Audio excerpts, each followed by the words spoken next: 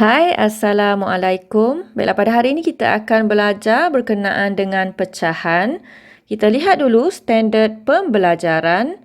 Menukarkan pecahan tak wajar kepada nombor bercampur dan sebaliknya. Baiklah, sebelum kita lihat bagaimana cara untuk menukar pecahan tak wajar kepada nombor bercampur dan sebaliknya, kita lihat dulu apa itu pecahan tak wajar dan nombor bercampur. Okey, pecahan tak wajar adalah pecahan yang mana pengangkanya adalah besar daripada penyebut. Pengangkanya adalah lebih besar daripada penyebut. Pengangka besar, penyebut kecil. Kemudian, nombor bercampur adalah nombor bulat bercampur dengan pecahan wajar. Okey, pecahan wajar adalah pecahan yang mana pengangkanya lebih kecil daripada penyebut. Pengangka kecil, penyebut besar. Okey, jadi cara untuk menukarkan pecahan tidak wajar kepada nombor bercampur adalah kita gunakan operasi bahagi, manakala cara untuk menukarkan nombor bercampur kepada pecahan tidak wajar kita gunakan operasi darab dan tambah. Baiklah, sekarang kita lihat contoh soalan. Okey, soalannya adalah tukarkan pecahan tak wajar kepada nombor bercampur. Baiklah, ini adalah pecahan tidak wajar kerana pengangkanya besar, penyebutnya kecil. Kita nak tukar kepada nombor bercampur. Okey, nombor bercampur kita mesti ingat bentuk dia adalah nombor bulat bercampur dengan pecahan wajar. Pecahan wajar. Okey, pecahan wajar adalah pengangka kecil, penyebut besar. Okey, jadi macam mana cara kita nak tukarkan pecahan tak wajar kepada nombor bercampur? Cara dia mudah sahaja. Cara kita nak ingat kat sini, pengangka besar nak tukar kepada kecil. Jadi besar, pengangka yang besar nak tukar kepada pengangka yang kecil ini pecahan wajar. Kita gunakan operasi bahagi. Bahagikan 13 bahagi 4. 13 bahagi 4. Jadi kita buat 1. Okey, 1 tak ada dalam sifir 4. Jadi kita letak sifar. Okey, kat atas pun kita letak sifar. Okey, kemudian kita tolakkan 13. Okey, 13 tak ada dalam sifir 4. Kita pilih 12. Okey, kita pilih 12. 12 bahagi 4. Jawapannya adalah 3. Okey, kemudian kita tolakkan. 3 tolak 2, 1. 1 tolak 1, sifar. Okey, kemudian bila kita dah dapat jawapan, kita buat anak panah. Anak panah itu bermula daripada jawapan yang dekat atas ni. Okey, ikut anak panah yang cikgu buat ni. Jadi, anak panah tu bermula daripada mana? Bermula daripada 3. Jadi, kita tulis 3 dahulu. Okey, 3. Kemudian, nombor 1. Okey, kita tulis 1/4.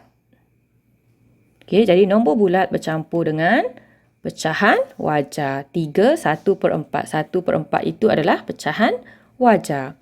Okey, seterusnya kita lihat lagi soalan B. 41/5 nak tukar kepada nombor bercampur.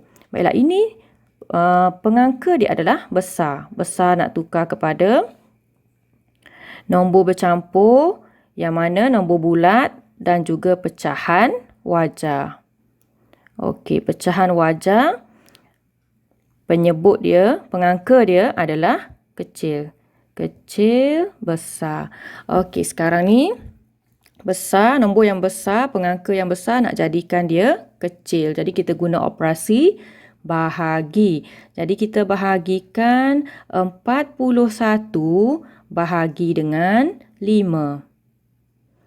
Okey, kemudian kita bahagikan macam biasa. 4 tak ada dalam sifar 5. Kita letakkan sifar. Kemudian kita tolakkan. Okey, 41 tak ada dalam sifar 5. Kita pilih 40. Okey, 40 bahagi 5. Jawapannya adalah 8. Okey, kemudian kita tolakkan. Kita dapat baki 1. Okey, kemudian kita buat anak panah bermula daripada nombor 8. Okey, jadi anak panah tu bermula daripada nombor 8. Okey, 8. Kemudian 1/5. Okey, itu adalah jawapan dia. 8 1/5. Kenapa cikgu buat anak panah? Supaya kita ingat macam mana cara kita nak isi nombor tu bermula daripada mana. Sebab tu kita perlu buat anak panah. Okey, sekarang kita lihat contoh soalan yang seterusnya. Tukarkan nombor bercampur kepada pecahan tak wajar.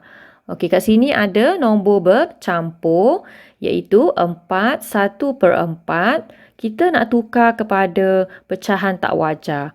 Okey, tadi cikgu cakap pecahan tak wajar adalah pengangka dia lebih besar daripada penyebut. Pengangka besar, penyebut kecil. Okey, jadi yang ini pecahan wajar. 1/4 tu pecahan wajar. 1 tu pecahan wajar kecil. Kita nak tukar kepada penyebut yang besar. Jadi kita gunakan operasi darab.